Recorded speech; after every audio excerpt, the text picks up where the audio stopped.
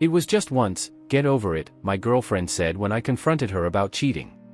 My name is Selvin. I'm 30 years old, and I work as a regional sales manager for a major pharmaceutical company in Phoenix. Let me paint you a picture of how I got here, because context matters. I entered this industry right out of college. Started at a small medical device company making barely $35,000 a year in inside sales. Nothing glamorous. Cold calls, rejection after rejection. The kind of job that crushes most people's spirits within 6 months. But I'm not most people. I spent my entire 20s dedicating every single minute to growing. Weekend calls to doctors' offices. Evening presentations in front of medical boards, constant flights across Arizona, New Mexico, and Nevada, building relationships with hospitals and healthcare networks one handshake at a time. That grind? It paid off. 5 years later, I'm pulling in about $87,000 base salary, plus commissions that put me north of $110,000 annually. I'm not a millionaire, but I'm comfortable. I've got a nice truck, a decent apartment, and I can take a trip or have a fancy dinner without sweating every dollar. No inheritance, no advantages, just hard work and determination to escape the paycheck-to-paycheck life I grew up with. My girlfriend Yold and I had been together for 4 years when everything exploded. I met her at a charity gala for childhood cancer research that my company sponsored. She worked as an event coordinator for the contracted company. Professional, confident, flawless. She had that image of a woman who has it all under control, and that impressed me. When we met, Yold was 27. Brown hair, green eyes that grabbed your attention, a style that looked like it came straight out of a magazine. She always made me feel like I'd gotten lucky finding her. She was beautiful, intelligent. She proved it in how she handled every detail of that event. And unlike many women I dated, she seemed genuinely interested in my work. While others got bored when I talked about pharmaceutical sales strategies, she asked questions, remembered details from our conversations. This is where the warning signs I ignored started. 8 months into dating, Yold told me the company where she worked had downsized due to financial problems, and they'd let her go. She showed up at my place with swollen eyes, saying she'd cried in her car before coming in. I felt terrible for her. I just need time to find the right opportunity, she assured me. I don't want to jump into just anything. I've worked hard to earn my place in event planning. I want something that really uses my skills. It sounded logical to me. Everyone wants a job that values them, right? So I told her to take whatever time she needed. No pressure. That was my first mistake. From then on, I started covering more expenses. At first just dinners, because she wanted to watch her money until she found work. Then groceries, because we were spending almost all our time together anyway. Months later, Yold moved into my apartment, because paying 2 rents didn't make sense. Everything was so gradual I barely noticed it happening. 1 month we'd split the restaurant bill. The next month I'd pay while she went to the bathroom. At first we'd alternate who bought groceries. Then I did it all the time because I earned more. My best friend Cashin, who's going to be key in this story, started warning me about it. I've known him since college. He works in construction and has zero filter when he sees something off. Every Thursday we'd play basketball at the community center. And one of those times he said while shooting a three-pointer, "Bro, something doesn't add up. She's been looking for work for years. McDonald's is hiring. Target too. Hell, my company is looking for admin staff." I defended her because I loved her. She has standards, doesn't want to go backwards in her career. She's waiting for something that uses her experience. Cashin just shook his head. Listen to me carefully. The day she finds someone who gives her more than you do, she's going to leave you. I've seen this movie before. For years later, Yold still had no steady job, but she kept the apartment impeccable, cooked almost every night, handled things like scheduling repairs or dealing with the internet provider. I told myself it was fine, that she contributed in other ways, that not all relationships need to be 50-50. I was even thinking about proposing at Christmas. I'd started looking at rings, planning a getaway to Sedona because she'd always wanted to see the red rocks. What came next made Cashin's warning come true in the cruelest way possible. Last Tuesday started as one of my best days at work. At 2 p.m., my boss gathered the team to announce we'd closed the biggest contract in our region's history. A 3-year deal with a massive hospital network that I'd been working on for 8 months straight. This wasn't just any deal. I'd traveled to Mesa twice, to Tucson, built relationships with the purchasing committee, adapted proposals to their specific needs. The commission from that contract? It equaled what most people make in half a year. My boss was ecstatic, shaking my hand hard. "Selvin, that commission check is going to be huge. Take her somewhere special this weekend." I left the office feeling unstoppable. I had money, a solid career, and plans to commit to the woman I thought I loved. I decided to surprise Yold with something special to celebrate. I thought about stopping by that Japanese restaurant downtown she always talked about. The same one she said was too expensive for a random Tuesday. That place where 2 simple rolls cost $45, but according to her offered authentic quality, nothing like those all-you-can-eat buffet spots. Normally I'd suggest more budget-friendly options, but that day I felt it was worth the splurge. I stopped at the restaurant, ordered her favorites, salmon rolls, rolls, avocado, spicy tuna, and some of those fancy appetizers she loved. With the bag in hand, I headed back to our apartment. My plan was to sneak in quietly, surprise her with dinner, maybe find her watching those dating shows she devoured, or reading one of those romance novels she bought compulsively. But what I found was something completely different. As soon as I opened the front door, I heard unmistakable sounds coming from our bedroom. The same bedroom in the apartment I pay 100% of the rent for, because she's been between opportunities this entire time. I froze in the entryway, holding that expensive bag that was starting to cut into my fingers from the weight. My mind tried to process what I was hearing. It's that strange moment when reality doesn't match what you expected. Like when you think you're drinking cold water but it's hot coffee. My first thought wasn't anger, not even betrayal. It was confusion. I thought maybe she was watching a movie, or that the noise was coming from the neighbor. I kept telling myself I was probably misinterpreting everything, but the more I listened, the less doubt I had. These were intimate sounds, too clear, and they were coming from our room. I walked toward the bedroom. Each step felt like a weight pressing down on me. The sounds became more intense, more real. I opened the door, the same one we painted together last spring, and there was Yold with a man I'd never seen in my life. Both were so absorbed in what they were doing they didn't notice me for at least 10 seconds. I stood paralyzed, trying to make my brain process the scene. My girlfriend, in our bed, with a complete stranger. I cleared my throat to announce myself. That awkward sound you make when someone's sitting in your assigned movie seat. They jumped like I'd electrocuted them. Him, Paul, Tan, with more gym hours than I've had in my entire life, started getting dressed at lightning speed. Dude, I didn't know you had a boyfriend, he stammered while pulling on his shirt. She told me she lived alone, that this was her place. Yold, on the other hand, just pulled the sheet up without an ounce of shame. Didn't even try to fake remorse. She had an annoyed expression, like I was a delivery guy who'd interrupted something important. Selvin, you're supposed to be at work until 6, she said with a bitter tone. Don't you know how to call or text before showing up early? The audacity was almost admirable. She was scolding me for arriving early to my own apartment, the same one I financed completely. You better leave, I told the guy, keeping my voice as steady as I could. He didn't need to be told twice. Kept mumbling apologies while grabbing his shoes and leaving like his life depended on it. I heard his car engine roar and disappear from the parking lot like he was fleeing a crime scene. When we were alone, Yold sat on the bed with absolute calm. Didn't even try to cover herself completely. Not a hint of shame or remorse. Just an air of unbearable superiority. Look, it's not that big a deal, she said, examining her freshly done nails. The same ones I paid for last week because she wanted to treat herself after my work achievement. You're always working. What did you expect? I expected my girlfriend not to bring men to our apartment, I responded, containing my rage. She rolled her eyes, like I was a child asking stupid questions. Please, Selvin, you're overreacting. It was just physical. It doesn't mean anything emotional. Since when? I asked. Does it matter? She answered while getting dressed calmly, like we were discussing the grocery list. You spend 50 hours a week at that job, chasing your precious career. I have needs too, you know. I'm human. I felt the confusion transforming into something cold, calculated. I work those 50 hours to pay for everything here, I replied with a low voice. Because you've been looking for the perfect opportunity for 4 years. Then she dropped the mask. The image of sweet, understanding girlfriend crumbled, revealing someone I barely recognized. Oh please, she laughed with contempt while putting on the designer jeans I'd bought her for her birthday 2 months ago. Do you really think I stayed with you because you're such a catch? No, Selvin, you were convenient. You pay for everything and don't ask complicated questions. The silence filled only with the hum of the air conditioning and the distant echo of kids playing outside. Convenient, I repeated. Yes, convenient. You're like an ATM that occasionally wants to cuddle and watch movies. And to be honest, things between us in bed were already boring. Leandro, on the other hand, he knows what he's doing. Leandro, of course that was his name. Probably drives a sports car and lives at the gym. You know the full truth? She added, now fully dressed, checking her reflection in the mirror. I've been seeing him for 7 months. Remember that spa weekend in Sedona you paid for? Yeah, I went with him. We had an amazing time. I was going to break up with you sooner or later anyway, she continued, applying that expensive lipstick I bought her because drugstore brands irritated her skin. But turns out Leandro doesn't want anything serious. He likes keeping things casual. So here we are. She shot me an icy smile capable of freezing the entire desert. Don't make that face, Selvin. You're a good guy. Some woman who adores stability will stick with you. You'll be fine. I nodded without saying a word. Didn't yell. Didn't throw anything. Didn't give her the dramatic spectacle she expected. I walked to the living room. Where are you going? She asked behind me. I grabbed my backpack with my laptop, wallet, and car keys from the kitchen counter. Without looking back, I walked toward the door. Don't act like a child, she said while following me to the entrance. It's not like we're married or engaged. I never promised exclusivity forever. People have needs. I stopped, turned my head and looked at her one last time. There she was, in our apartment, dressed in clothes I'd paid for, about to eat food bought with my money, sitting on furniture I assembled myself, surrounded by decorations we'd chosen together. You're right, I responded calmly. We're not married, and we never will be. The confused expression that drew across her face confirmed she still didn't understand what was about to happen. I drove straight to Cashin's apartment complex on the other side of town. My hands trembled slightly on the steering wheel as the reality of what just happened began to sink in. When he opened the door and saw my face, he didn't ask questions, just went to the fridge and pulled out 2 energy drinks. jokes. That's why we've been best friends for 12 years. He knows when to talk and when to shut up. Let me guess, he said after I told him everything without omitting a single detail. Now you're wondering how you could have been so blind to all the signs. Something like that. Well, bro, that's not the right question, he answered, taking a long sip and leaning back in his old couch. The question is, what are you going to do now? That night I slept on his couch, staring at the ceiling fan slowly spinning above my head while Cashin played video games with headphones to give me space. But the funny thing was, I didn't feel devastated. Not even close to heartbroken. I felt cold, calculated, like my mind had switched to problem-solving mode. In her little speech, she made one critical mistake. She let me see how dependent she was on me for everything. Housing, utilities, food, transportation, entertainment, everything. Plus, she made it clear that for her, our relationship was transactional. Fine, I could treat it the same way. Wednesday I requested the day off from work. First time I'd used a sick day in 8 months, and I started making calls. First, the landlord. The apartment lease was only in my name, because when we moved in 2 years ago, Yold had terrible credit history, student loans in default, unpaid credit cards, a whole financial disaster package. These things happen, son, the landlord told me, an older man with decades of renting properties and seeing couple drama. What do you have in mind? I want to cancel the lease as soon as possible. Turned out there was an early termination clause, 2 months rent penalty. I paid immediately over the phone with my card. That gave Yold exactly 30 days to find a place on her own. And trust me, she wasn't going to qualify for anything. Second call. Cashin, you busy? Nah. Construction got delayed because of rain. What's up? Help me move some things? I'll buy you food. Don't even mention it. I'll be there in 20 minutes. By noon, we'd already filled my truck with everything that was mine. Clothes, electronics, important documents, my knife set my mom gave me for Christmas, books, personal items, even the coffee maker I bought before she came into my life. We went room by room, taking only what I could prove was mine. Cashin was having the time of his life. We taking the TV? He asked. Yep, I bought it 2 years before I met her. And this lamp? She picked it out, but I paid for it. So it's coming. These towels? Wedding gift from my cousin. They're coming too. We made 2 trips to leave everything in Cashin's garage. Then came the best part. I spent the afternoon calling every utility company to schedule disconnection that same day. Electricity, gas, water, internet, cable, even pest control. Every operator asked the same thing. Any reason for cancellation? I responded calmly. The tenant will be removed from the property. I wasn't lying. After all, even the internet provider tried to convince me to transfer service, but I insisted on canceling everything. Last call. My bank. Yold was an authorized user on my main credit card. Had been for 3 years. It's more convenient when we go out together, she'd said. At the time, I requested to remove her immediately and have a new card issued with different numbers. Any particular reason, sir? The representative asked. Security concerns. By 4 p.m., everything was canceled, and her access to my money blocked. I changed all my passwords, Netflix, Amazon, Spotify, email, everything. That night Cashin and I went out for burgers and played pool while I planned my next steps. What's the end goal? He asked, aiming for the corner pocket. She said I was convenient. Now she'll know what it costs when that convenience disappears. Bro, you're going to teach her a lesson she'll never forget, he said, grinning. When I turned my phone back on, 37 missed calls, 94 text messages, 27 voicemails. The evolution of her messages was a work of art. 6:52 p.m. Selvin, where are you? We need to talk. 7:15 p.m. Seriously, where did you go? Your truck isn't here. 8:31 p.m. There's no internet. Did you call the company? 9:22 p.m. The power went out. Did you forget to pay the bill? 10:48 p.m. Selvin, my card got declined at the grocery store. What did you do? The voicemails were even better. They started with anger, moved to confusion, and ended in pure panic. The last ones were just sobs, repeating my name over and over, begging me to call her. I didn't respond to a single message, not one word. Thursday afternoon, Cashin called me at work, laughing so hard he could barely speak. Bro, you gotta hear this. Your ex showed up at my construction site this morning asking for you. What the hell happened? I said between laughs. My foreman remembered you from the company barbecue last year, remember? Apparently she pulled up in that little white car of hers and started asking if anyone knew Selvin Rodriguez, who drives a black truck. She told them it was a family emergency and she needed to find you immediately. And what did you tell her? I asked, curious. I put on my serious face and told her Selvin Rodriguez got transferred to the Seattle office last week. That by now he should be on his way to Washington. You should have seen her face. Went from total hope to pure panic in 2 seconds. I couldn't help but laugh. Despite everything, you're a demon. Cashin. Hey, you were the one who said you wanted her to figure things out on her own. I'm just making sure she doesn't find shortcuts, he responded, laughing. That same Thursday, around 6:30 p.m., Yold somehow found out where I worked and showed up at the corporate building reception. The security guard called my extension. Mr. Rodriguez, there's a young woman down here claiming to be your girlfriend. Says there's an emergency at your apartment and she needs to speak with you. I don't have a girlfriend, I responded calmly. Please ask her to leave the building. She's quite upset, sir. Do you want me to call the police? If she refuses to leave on her own, yes. Apparently that threat was enough to make her leave. However, Friday morning came with a new batch of messages. Very different from the previous ones. The tone had completely changed. Desperation was starting to show. Selvin, please call me. I know you're upset about what happened Tuesday, but we can fix this. I'm sorry for what I said. I was angry and said things without thinking. I didn't mean mean it. The landlord left a notice on the door. I have 30 days to qualify for a new lease or move out. I can't afford this alone. I went to 2 apartment complexes today and got rejected at both because my credit history is terrible. I don't understand what's happening. My sister won't answer and my parents said after our fight at Christmas they don't want to hear from me. That last message brought the first smile to my face in days. Yold had fought with her family last year at my cousin's wedding, where she got drunk and caused a scene. Now she was experiencing what it was like to have no one backing her up. The weekend was peaceful. Saturday I spent helping Cashin install new flooring in his bathroom. Sunday I spent touring the city looking for apartments. I wanted to move soon, get out of Cashin's place and start rebuilding my life. But Monday morning, reality hit Yold like a freight train loaded with karma. Somehow she'd figured out my temporary address. Probably drove around every complex in the area until she spotted my truck. She showed up at Cashin's house at 6:45 a.m., still in pajamas, with the face of someone who hadn't slept in 3 days. Cashin opened the door and yelled, "Selvin, your ex is here and she doesn't look good." I walked over but didn't step outside or open the gate. "What do you want, Yold?" "Thank God. I need to talk to you. Please, just 5 minutes." "No, I'm begging you. I know you're furious, but we can fix this. What happened Tuesday was a mistake. It won't happen again. Ever." "I'm not furious, Yold. That would mean I still care what happens to you." Her face lost all color. "Don't say that. We can work this out. I know I screwed up but everyone makes mistakes. We can go to therapy. Whatever you want. You're right about one thing. It won't happen again. Because we're done. Forever. But I have nowhere to go. My parents turned their backs on me after that fight at your cousin's wedding. I've called every apartment and no one will approve me without income and good credit. That sounds like a you problem. One you'll have to solve. Please, Selvin, I'm begging you. I'll do anything. I'll get a job immediately. I'll pay you back every cent. I'll sign whatever you want. You'll stop bringing strangers to my apartment? That's not a gesture of goodwill, Yold. That's something you should have been doing from the beginning." Then she broke down crying, mascara running down her cheeks, staining everything black. "I'm sorry. I'm so sorry. I know I messed up but I can't lose everything over one mistake." "One mistake?" I laughed without being able to help it. "You said it yourself. 7 months with Leandro. And that's not counting the ones you didn't tell me about. It was only Leandro. I swear on my grandmother's grave. Only him. In our bed that I paid for. In the apartment I supported with my money. While you used my cards to buy yourself treats. I'll pay you back every cent. I'll work overtime if I have to." "With what job, Yold? You haven't had employment in 4 years." At that moment, Cashin's truck pulled up in front of the house. He got out with a box of donuts and 2 coffees, smiling at the scene. "Good morning, princess," he said with false sympathy. "Selvin, ready to go see that condo the realtor told us about?" She looked at both of us, finally realizing this wasn't a passing tantrum. "You're really going to leave me with nothing?" "I'm leaving you with exactly what you brought to this relationship 4 years ago. Nothing. That's not fair. I contributed a lot. I cooked, cleaned, managed the house. You played house while I financed your entire life. There's a big difference." Cashin could barely contain his laughter as he walked past her toward the door. "Let's go, Selvin. We gotta move. The realtor said he has 3 properties to show us this morning." Yold's reaction was immediate. Her eyes widened with evident panic. "Realtor? Are you seriously going to buy a house?" "Yes," I responded calmly. "Turns out I can afford a lot more when I'm not supporting an adult who refused to work for 4 years. What about us? Our future?" "What future? Tuesday you told me I'm convenient and boring. You can't have it all, Yold." 3 weeks passed in absolute silence. Honestly wonderful. I found an amazing condo near my office, got pre-approved for the mortgage and started the buying process. This new place had everything I'd always wanted but couldn't afford when I was supporting Yold. Granite countertops, stainless steel appliances, a balcony overlooking the mountains, and a garage for my truck. One Thursday night around 8 p.m., I got an unexpected call. It was Mireya, Yold's sister. "Selvin, I know you probably don't want to hear from our family, but Yold is going through a really hard time and the situation is serious." I responded in a neutral tone. "Okay, look, I'm not going to justify what she did. It was horrible. But she's my sister and she's been sleeping on my couch for 3 weeks. My husband is getting more and more upset about the whole thing. And what do you expect me to do?" I asked. "Could you help her get back on her feet? At least while she finds work. She says she learned her lesson and wants to fix things with you." I was about to hang up, but curiosity stopped me. I wanted to see how far her desperation went. "Mireya, put her on." A few seconds later I heard her voice. "Selvin, oh my God, thank you for answering. I know I don't deserve it after what I did to you." Stop," I interrupted coldly. "You have exactly 60 seconds to convince me why I should help you." There was silence for 10 seconds until she said, "Because we had 4 good years before everything fell apart." "That's your opening argument?" "You have 45 seconds left." "Because I love you, and I made a terrible mistake that I regret every day." "You have a very curious way of showing love." 20 seconds. "Because you're a good person and good people help when someone's in trouble." "Time's up," I said and hung up without hesitation. Cashin, who'd been listening while making sandwiches, burst out laughing. "Bro, you're ice cold. I love it." An hour later my phone rang again. It was Yold crying uncontrollably. "Please don't hang up. I'm desperate. I've applied for every office job in the city. No one's hiring or they pay so little it doesn't even cover a studio. Did you try stores or restaurants? They're always looking for people. I can't work at a restaurant or in retail. Do you know what that would do to my professional reputation in the event sector?" There it was. The same arrogance as always. Even though she was broke and nearly homeless, she still thought she was too good for honest work. "Your professional professional reputation, I said calmly. Yold, you cheated on me for 7 months while I paid for everything. You haven't worked in 4 years. What reputation are you talking about? I didn't mean it like that. Look, I know I made mistakes. Mistakes? Putting salt instead of sugar in coffee is a mistake. What you did was calculated betrayal. Maintained for months while you lied to my face every single day. I know, but I learned my lesson. Now I understand what I had with you. You were stable, reliable. You gave me security. Stop right now. What? You just proved you didn't understand anything. You still see me as a bank account with legs. That's not how you describe someone you love. That's how you describe a utility company. She stayed silent. Then I spoke in my coldest, most professional tone. This is what you're going to do. You're going to hang up and never contact me again. You're going to accept any job you can find. Store, restaurant, cleaning, whatever. You're going to move into a place you can afford, and you're going to rebuild your life like an adult. But Selvin, I don't know how to do any of that. I'm not done yet. You know the difference between you and me? When life knocked me down, I didn't wait for someone else to fix my problems. I got up, made a plan, and solved it. That's what functional adults do. I don't know how to live like that, she whispered. Then learn fast. Because the all-expenses-paid train derailed forever. Welcome to the real world. I hung up and blocked her number. Cashin raised his soda in a mocking toast. To lessons learned the hard way, and to leaving behind what doesn't serve you. Cheers to that, I responded, clinking my can with his. I got a promotion, increased my income, finished decorating my new home exactly how I'd imagined it. I started dating Darla, an independent woman who valued sharing, not depending on anyone. One day while driving to dinner with Darla, I saw Yold crossing the street with a shopping bag in her hand. She recognized me, and for a second our eyes met. No words, just a slight nod out of politeness. She smiled timidly. I kept driving without stopping. That was the last time I saw her. I didn't feel hatred, no joy, no desire to talk. I just understood that there are people who, no matter how much you help them, will never learn until life puts the lesson right in their face, and I was no longer part of that story.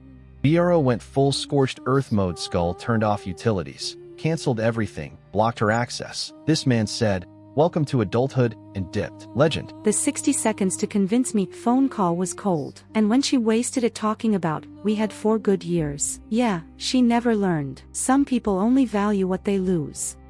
Alright, let me break this down. Selvin did exactly what he should have done. And here's why. Yold wasn't just a cheater. She was a user. A professional parasite who found someone stable and bled him dry emotionally and financially for 4 years. It was just once. Get over it. That line alone tells you everything. No remorse. No accountability. Just entitlement. But here's where Selvin gets my respect. He didn't scream. Didn't beg. Didn't try to win her back. He recognized her for what she was. A transaction. And he simply ended the contract. Cutting off utilities? Removing her from his credit card? That's not petty. That's protecting yourself from someone who explicitly told you they see you as an ATM. Now some people will say he was cruel for leaving her with nothing. But let's be real. She brought nothing. She earned nothing. She contributed nothing except maintaining a home SHE didn't pay for. The only mistake Selvin made, letting it go on for 4 years. Cashin warned him. The signs were there. But love makes us stupid sometimes. The good news? He learned. He grew. And he walked away when it mattered most. Yold got exactly what she deserved. A reality check. With no safety net. No shortcuts. Just the consequences of her choices. And honestly, that's the best teacher there is.